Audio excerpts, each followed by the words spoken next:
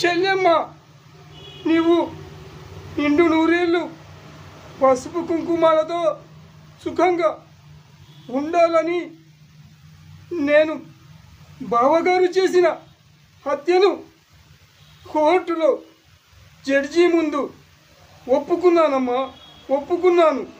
ఇక నీవు సుఖంగా సంతోషంగా 100 ఏళ్ళు జీవించమ్మా, జీవించు. కానీ రేపే జడ్జి గారు నాకు ఉరిశిక్ష విధించారమ్మా, ఉరిశిక్ష విధించారు. అయినా నేను సంతోషంగా భరిస్తానమ్మా, సంతోషంగా భరిస్తాను. ఎందుకంటే నువ్వు నా చెల్లివి, నువ్వు నా చెల్లివమ్మా. అందుకోసం నువ్వు నిండు నూరేళ్ళు ఉంటే, సంతోషంగా ఉంటేనే నాకు చాలమ్మా, చాలు. ఈ జన్మకు చాలు.